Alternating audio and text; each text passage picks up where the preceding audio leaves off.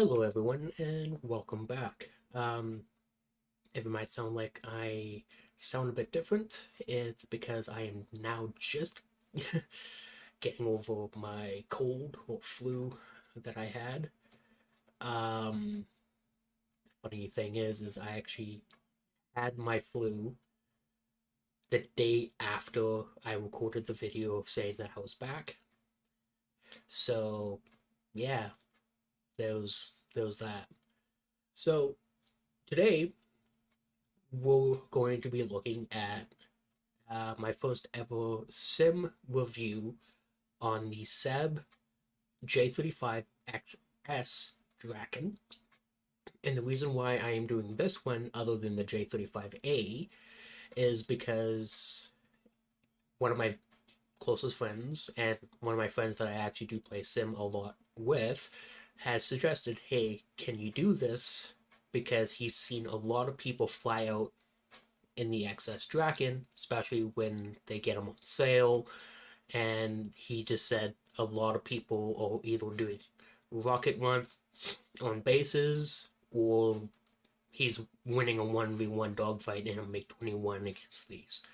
So thank you, Sword Brother Jim, for suggesting me to do a review on the Saab J35XS Draken. So let's get into it, shall we? So the XS Draken is everything that the J35A does, but better. So the J35A, you get 4 RB24 caged seekers. With the XS, you get the RB24Js, which are the uncaged version of the RB24J, RB24, sorry. So with that being said, think of a cage seeker being the Rondel radio. That is the only thing that your seeker head can see. An uncaged is you still have the seeker head, but you do have an outer circle where you can manipulate lead, essentially. And now upgrade that the XS has over the J35A is it gets countermeasures. The large counter, like large caliber countermeasures, but you get 12 of them. But you might be saying, well, if it has only 12, that is limiting. Yes. Limiting if you're in a realistic, because you do have that 16v16 kind of combat system. In Sim, it's a lot different. Because in Sim, you have to identify your target before you engage.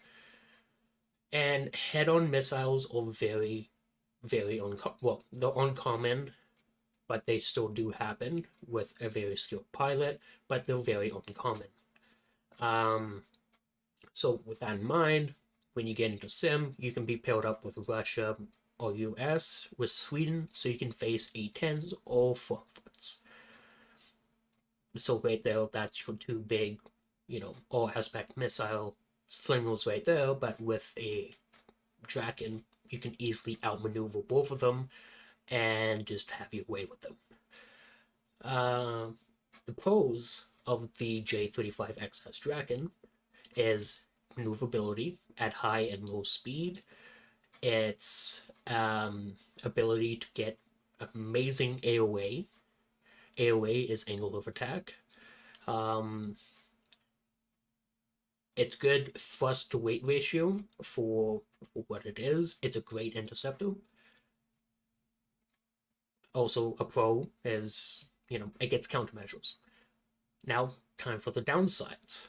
Cons is it gets only 12 countermeasures for what it is. It bleeds energy really quickly in a turn. And also with the XS version is you get no radar warning receiver. So if someone's trying to walk up to you with a SAR missile, you have no way of knowing. So when I fly out this, I don't use chaff. I use nothing but flares. Because at 10.7, you don't really see a lot of people using SAR missiles because the SAR is at that battle rating. Especially in Sim, the radars aren't particularly good enough. So a lot of people are still using Fox 2s. Fox 2s, infrareds. Um, Another good thing about this plane is its radar. It gets the PS 011 A71H IR radar, and it gets an IFF. IFF stands for Identify Friend or Foe. It gets BVR mode, ACM, and SAW mode, even though this plane can't carry any SAWs. The radar is really good. So when you guys are wanting to get into sim, look at planes with a radar set that has identified as IFF in it. Because if your plane can identify a friend or foe, you already have the advantage over everyone else that cannot. A perfect example of a plane that people, and rightly so, write off in air realistic battles is the F4C Phantom, right? Because the F4C Phantom does not have any flares. But the one thing that the F4C Phantom has is an IFF radar set. And you have SAWs. And you have essentially you a really good platform in AO Sim. Because you have that radar set that can identify. So when you guys are wanting to get into sim, look out for planes that people have easily written off in AO Realistic, because those will look really good in AO Sim. So with that being said, let's get into some gameplay. And here we are in some gameplay here. Flying out again with the XS Draken.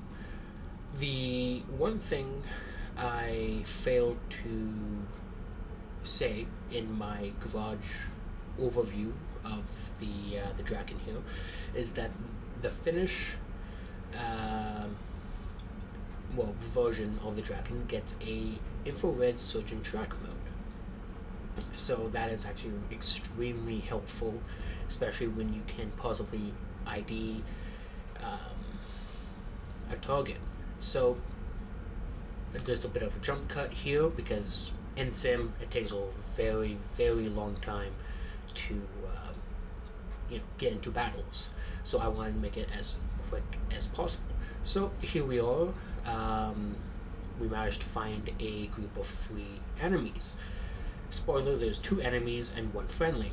And there is a Phantom right there, Fox 2, and should be tracking, and Splash 1. There goes 1 Japanese Phantom. And happens to all of us. I make the critical error of firing off another Fox 2, and I didn't ID who I was shooting at until it was too late. Well, fortunately, the missile didn't connect. He flared it, but there was another Draken in front of me. Always ID and positively ID who's enemy and who's friendly. I made the critical error. Fortunately, I didn't have to pay the price. Now I know that he's going after an enemy Phantom. I queue up another Fox 2 missile, infrared, and Fox 2. I get a critical hit, set him on fire, helping out the Draken. He fires his Fox 2 and enemy kill assist. So that was a potentially a bad maneuver on my part. Fortunately, the missile didn't actually connect with the friendly Draken. He was able to flare it off, and I didn't have to pay the repair bill. You guys can see there on the radar screen that I am picking up another hostile bandit. Again, to know who is friendly and who is an enemy on your radar, the symbol that is now on the radar will indicate that that is a foe. And I fell off Fox 2, Splash 1, A10A. When I play Sweden, especially at around 9.7, 10.7, I like being with Russia because Russia has all aspect missiles. So it's best to be on their side compared to against them. Because the now weak spot of the XS Draken, or I do believe the 9.7 Draken and even the Tech Tree version, is none of them get a RWR kit. We're on the tail of another, well, not a tail, it was a cheeky head-on with an F4C Phantom. A now plane that I'm probably going to be doing a review on because it is absolute trash and air-realistic. Well, it's not trash, it's serviceable, but in air sim, again, it gets one of the kits of a radar set with a IFF mode. Extremely handy. So we go head on against the F4C Phantom, and we manage to get on a tail on a, looks like another Phantom. What am I going to be doing here? I'm just trying to puzzle ID him. I do. Firefox 2. We can hear the boarding going on. And missile does not track, looks like. He goes into the vertical. I match him. I cut my throttle. And then I put max afterburner. And pulling my little trick here to pull a little bit harder. Just got the enemy kill assist on the F4C Phantom that I had on. Get a tone, Fox 2, tracking, Splash 1 F4EJ. And yeah, one of the other reasons why I like pairing up with Russia is because Phantom pilots in sim love to dogfight in their Phantoms, even though no, Phantoms don't really like to dogfight, so I can really energy trap them, especially with MiGs. I included this just to let you guys know that when you guys are landing or using your guys' air brakes in any one of the Drakens, you have a little light that indicates that you have your air brake on. And it is in the bottom left there that you guys can see that it's bright red. That indicates that the air brake is deployed.